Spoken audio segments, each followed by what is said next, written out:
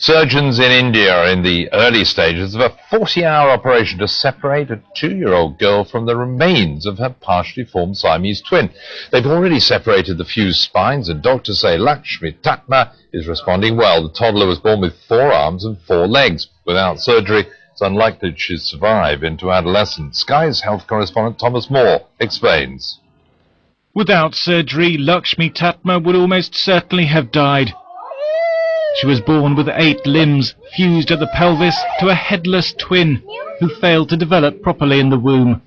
Doctors in Bangalore say the 2-year-old was no longer able to nourish 2 growing bodies, and they had to separate her from the parasitic twin. Unfortunately, we do not have a choice of waiting for the child to grow older. The problems will become even more difficult to solve as the child grows older. During the 40-hour operation, neurosurgeons will have to separate Lakshmi's spine from the spinal cord of her twin. Cutting the wrong nerves could leave her paralyzed. Other specialists will move her genital system and bladder from the left side of her body to their normal position. They'll also transplant a healthy kidney from the parasitic twin to replace one of Lakshmi's, which has failed.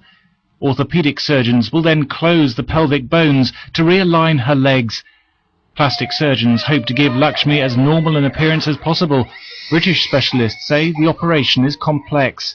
If the legs work and the nerves to the legs are okay, then the chances are the child will walk just as normal. If the pelvic organs are in order, the bladder is in order and such like, then the child may well be continent. So the future for this child is likely to be pretty reasonable. Lakshmi was named after the 4-armed Hindu goddess of wealth. Doctors found her in a village in northern India, suffering from an infected sore and a fever. The operation is being paid for by a hospital foundation.